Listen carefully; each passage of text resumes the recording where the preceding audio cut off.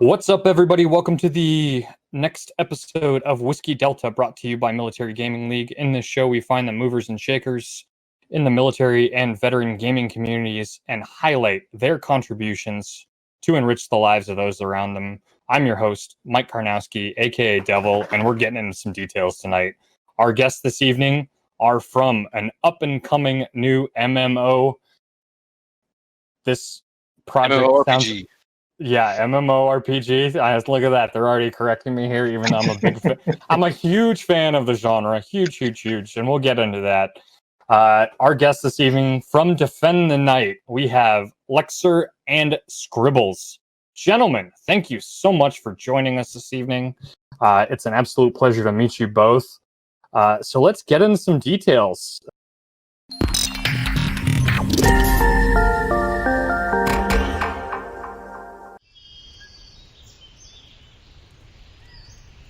Welcome to Certovia, a beautiful yet treacherous world, formed by the hands of the gods themselves.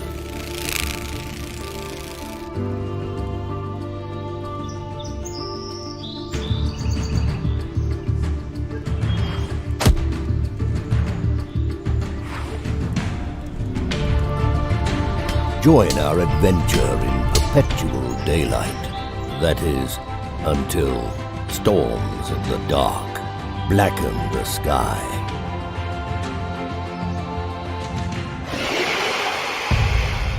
The darkness, it has followed us.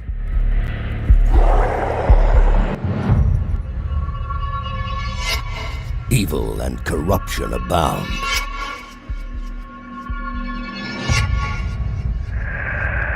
It threatens fragile alliances. We must defend the night, or forever lose the dawn.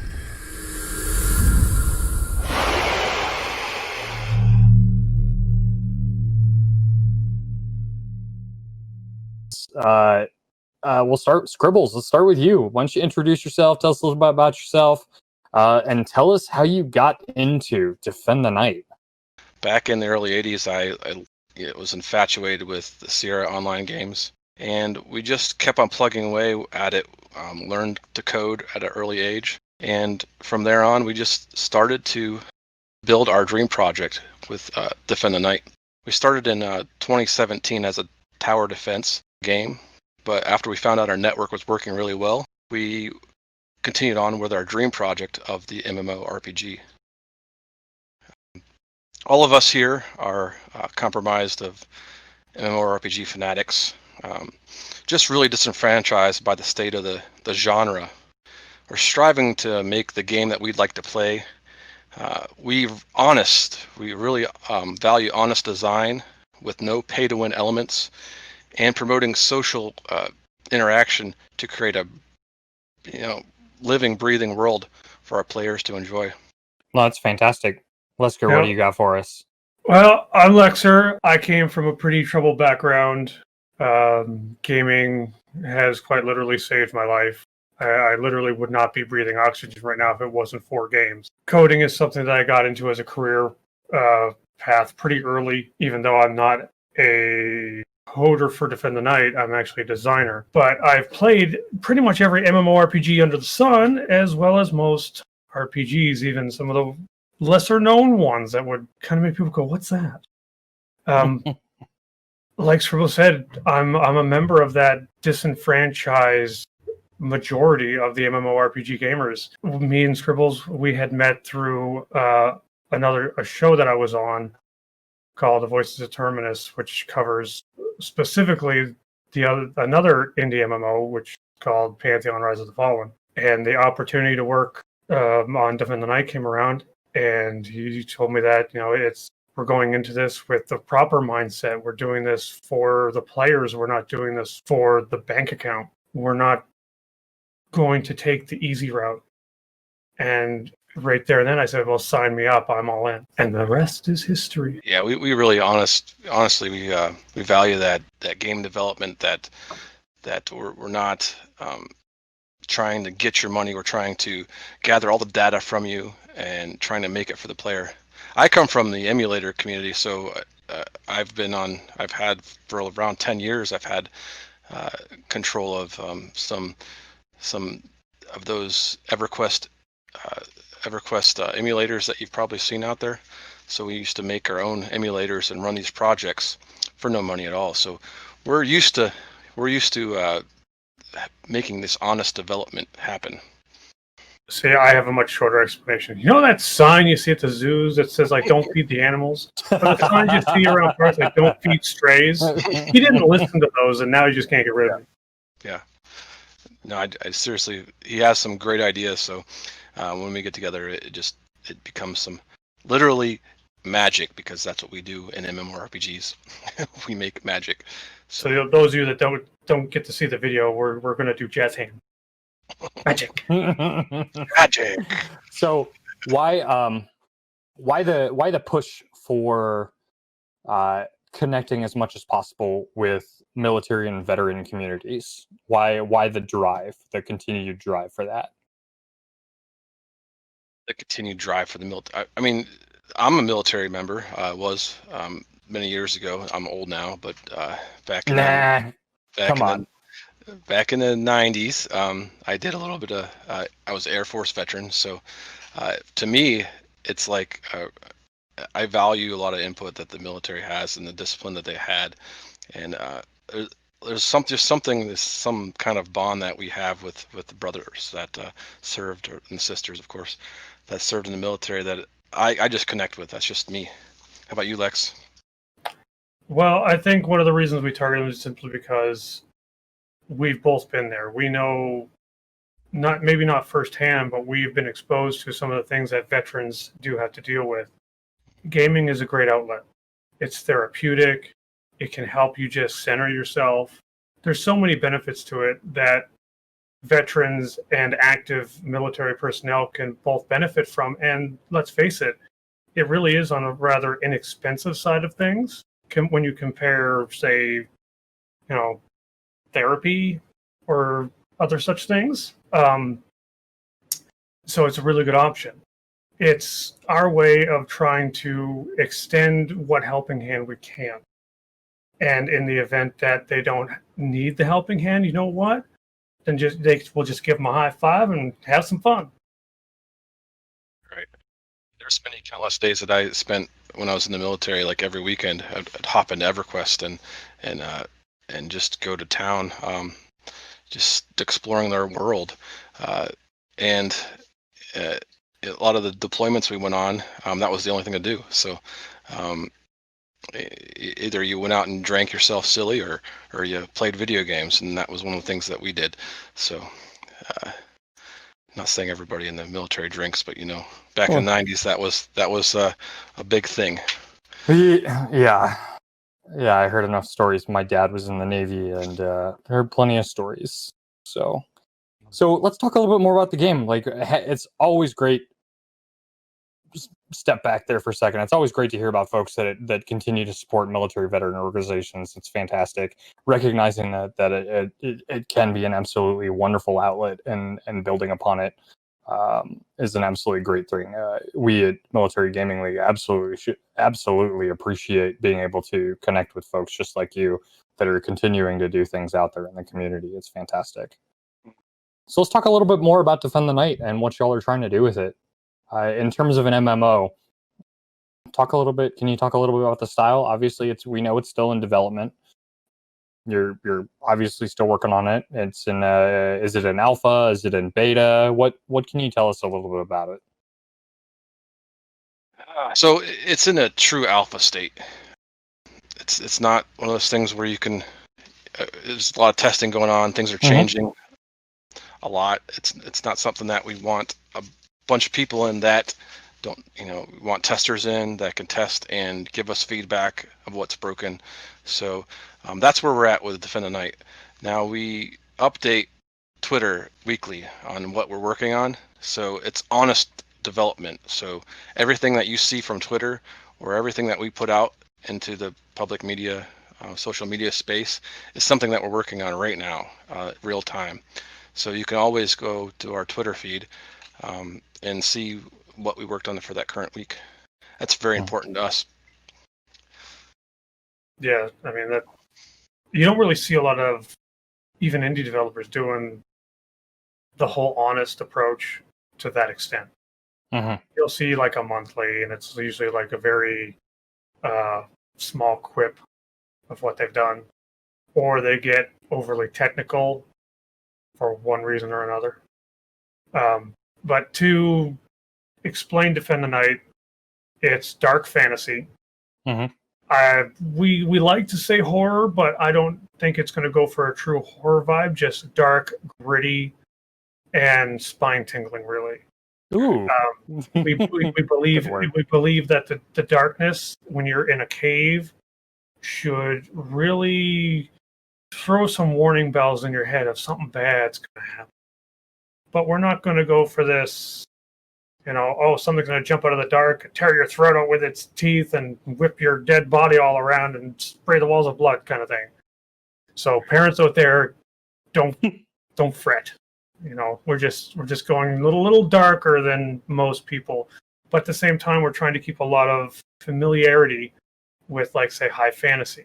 You have your typical sword and board. You're going to have your typical spellcasters. A lot of things that you're used to seeing, but with twists. And twists that are more like, why hasn't anybody done this before? Yeah. Kind of idea. We'll take our Shadowknight, which you can read on our website about. I'll just go briefly into him. I'm a career tank in MMORPGs. I've been tanking for over 20 years. I have never seen a tank, an honest-to-God tank class, that is a 50-50 split reliance on his pet. I mean, that to me it took me about an hour in testing to get the hang of it. And when I got the hang of it, I was just kind of glued to my screen again.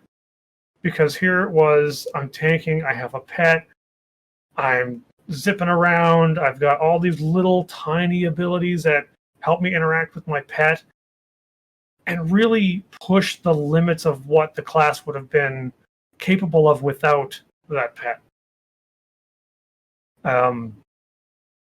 And I guess another thing is we're not going to hold ourselves to the current industry constraints. Just because it's not maybe cost effective, or because it's not the easy route, that doesn't mean that we're not going to at least try. Whereas you see a lot of AAA companies who are just too afraid of losing a dime to really try and push the barriers anymore. I mean, the industry is no longer about the art of creating a world. It's just creating something to keep people busy so they'll spend more money. We'd like to see it return to how it was. So speaking of the money, what is the purchase system, free to play piece of the game? Like one-time buy, subscription based? What are we looking at? What is coming out of the end users, the consumer's pocket when you get to that point? We've looked at many options. What's some of them that are attractive to us are something like a subscription-based model, but we also have been looking at ways to make it honest with free-to-play. So we're not quite there yet to know what we're going to be charging our players. But what we will say is that it won't be pay to win. We're against that 100%. So you won't be able to buy an item that'll make you overpowered and just destroy everything. So that's very important to us. So I mean, anything that you see in Defend the Night is going to be earned. We really value your earning your equipment, your items, and your weapons. It adds a little more attachment to your item, doesn't it, when you got to earn it? Right. Very much so. We've kind of gotten to the point in the industry where your first quest is almost like, here, go kill 10 helpless bunnies. Okay, here's an epic sword. Have fun. It's the throwaway epics, almost in a way, where epic used to mean something. Yeah. in terms of payment models, I mean, we're gamers first. Yes, there's a business to be run. Yes, there is bills that need to be paid. Servers aren't free. You know, it all has to come from somewhere. But we've all been on the other side of the fence. We know how frustrating it is to be excited over a game, log in, really want to like just go full bore into this world, and then realize that I'm not really effective, or I'm not even useful unless I drop an extra $120 in the cash shop. Really? You know, and some of these games are even like, you know, you could pay a sub and still have to buy cosmetics and have to buy these items and these boost potions, and it's just like, it's just too much. While we are a business, we do have to make money, or at least at some point we're going to have to make money, even though all of us are volunteer. We're going to be the first ones to stand up and say no pay to win. If you're going to pay extra, then it should come from something that it enhances the game for you, but doesn't take away from anyone else's experience. Yeah, we're not really looking for instant gratification. We're not going to capture every gamer. Defend the Night is not a one-size-fit-all MMORPG. Another thing I want to touch on is the art style. We value the art style. It's going to be gritty. It's going to be realistic. It's going to be that heavy metal magazine from the 80s style, art style. So everything's going to be realistic. So sorry if you like unicorns with those rainbows. DTN's probably not going to be for you. Some people like demonic unicorn, maybe. You know, yeah, I mean, evil, like flames coming out of the eyes, like possibly. This big Reaver style steed with our heavy armor. I could see that happening, but just not this My Little Pony unicorn flying around. That's not gonna happen. Some heavy metal 80s synth rock, Def Leppard playing in the background. I don't know if we'll go that route, but some epic style music going on. We value music, by the way, so we have some really interesting artists that signed on to DTN. So very excited about that prospect down the road. There was one of the first things that Jesse put me on. I wrote up my design spec for it, and I was like, well, I'm really proud of this. You know, I like this system. I got a couple of people together to just kind of roughly go over the idea to make sure there wasn't anything I was missing. As my first design, I didn't want to be a disappointment to the team. And I actually went through 10 focus groups of just random people through the 30 plus Discord servers I'm on. And now the system is still touted as an amazing system, even though it's not implemented just yet. It's actually gone from a single feature to being something that literally extends to every aspect of the game, but not in a way that breaks your immersion or forces you into anything. And it was all because, I mean, as much as I would love to take credit for it, the only thing I did was come up with the original idea, talk with people, work out issues that they might have, and try to find a gap, or try to fill the gap between where I am and where they are.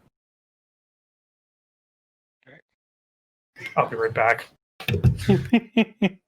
No worries. Yeah, I mean, he's totally right. I mean, that's definitely a system that touches everything he's talking about. I don't know if you guys ever heard about a religion system in a MMORPG, but there was a religion system in some of the older ones. They just didn't utilize them very well with the gods and lore. So we figured out a way to make that happen with our religion system in Defend the Night. So that's what he's talking about. That'll be a really fun dynamic to include. It reminds me of some of the when you look at a religion or faith system, It almost reminds me of some of the background story you get in Forgotten Realms with a lot of the R.A. Salvatore and Ed Greenwood books. And you talk about all the deities and how they have to rely on their followers. It sounds kind of like what you're getting into there. It's actually very similar. But it's kind of like you don't really have to be religious in the game. Mm-hmm. Unless you're a cleric, but that's just kind of your shtick. You are essentially a priest. And but you can go through the entire game without being dedicated to any god. But just because you don't believe in the gods doesn't mean that they don't believe in you. Mm-hmm. And what they're doing is not gonna affect your choices. Right. That's an interesting world dynamic to put into a game, and frankly, I'm not sure that I've heard of a dynamic actually being instituted. A lot of little systems like that go together, that tie the world in. We're all about this yin yang push pull sort of mentality in Defend the Night. So we'll hit that system will hit your city building. That system will touch your diplomacy system. I mean, it's gonna. Is it going to tie into combat as well? I mean, combat, if you're a cleric, obviously you have religious type spells and whatnot. But I would wonder, combat as a whole, if you're not praying to a particular deity, or you are, what's the combat system going to look like? So it's not gonna give you something that's almighty and powerful. It's just gonna enhance your play. So there's too many gods to really go over it, but we have like 19 and demigods. So it's really advanced. So in this short. No, that's okay. Do I separate? What about just separating the combat system out? Like what is combat at its core? You mentioned sword and board. You mentioned a few other things. We're gonna have compare the combat system to another game. So combat system, we take a lot of course, we take a lot of inspiration from EverQuest, Shadowbane. Lex, you said that you are taking inspiration from which game? Every game. Every game. All the games. I mean, I games. literally played everything. And it's going to probably make me look bad, but I mean, I've played everything from Requiem, which is a horror Korean game, to Hello Kitty Online, to EverQuest, to Ultima Online, to WoW. I mean, you name it. If it was an MMORPG, I played it. I mean, how could that make you look bad though? You're checking out how everybody else is doing it to make a better product. That's not bad. That's a way of doing things. Hello Kitty won. Okay, I lost a bet. Let me tell you, that community is just brutal. Did you learn something from playing it though? I learned do not ask questions in public chat on that game. I had people threatening my relatives. Something tells me though that the community that y'all are fostering is going to be a little bit more welcoming than that. Oh, big time. We spend a lot of time on our community, getting feedback. We got this community-oriented design going on. So we have for every class that we implement, we have this roundtable meeting with the community to just go over what they like about a certain class. The recent one was the Enchanter class. You'll start seeing the progress via our Twitter feed for that. But yeah, community-oriented design and development is big with us. So that encompasses our community and builds on those folks. And we, along with the Shadowknight, we had some great ideas for the Shadowknight. And one of the big things with the Shadowknight is how about having a shadow pet that shares a life force with you. So if you die or your pet dies, you both die. So that's one of the aspects that we pulled right from the community. So well, it sounds a little like the old Warhammer Online. We're big fans of that too. So yeah, that was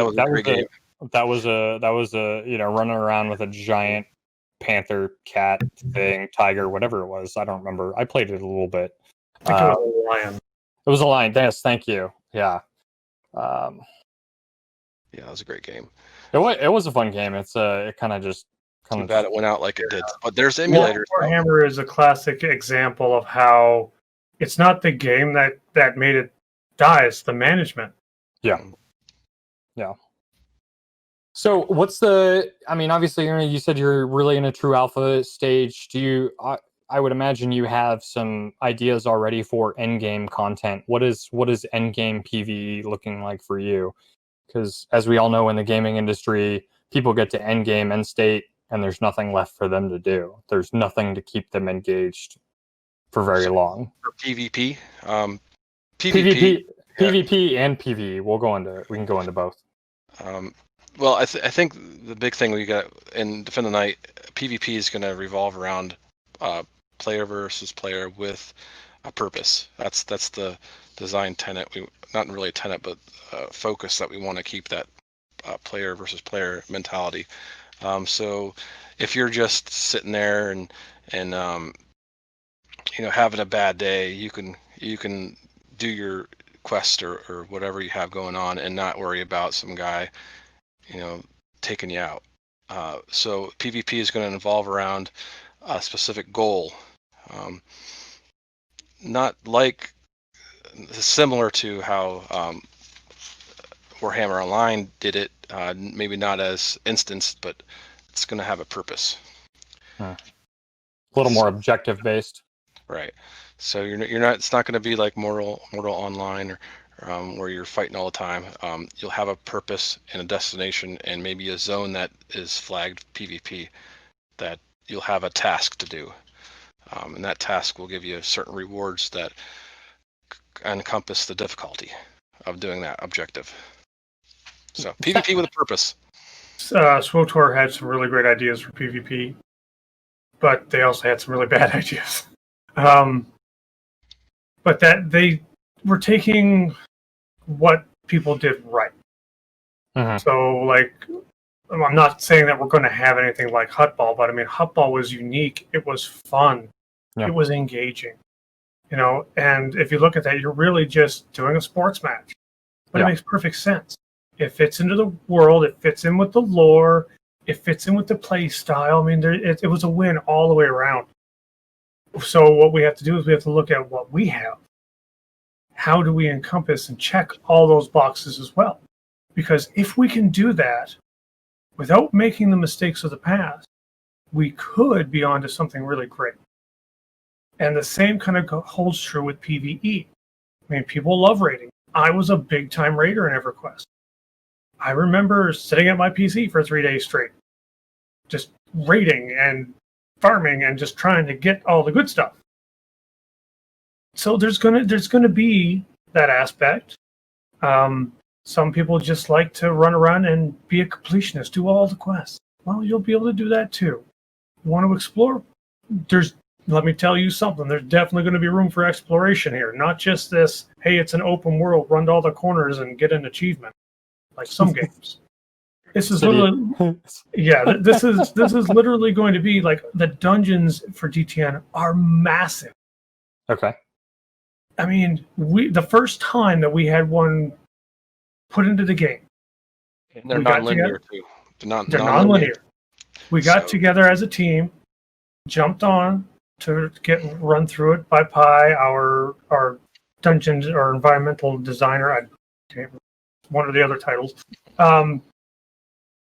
We were there for 4 hours with no mobs, still running around. We didn't see it all, and Pi was leading us, who made the dungeon, and we got lost.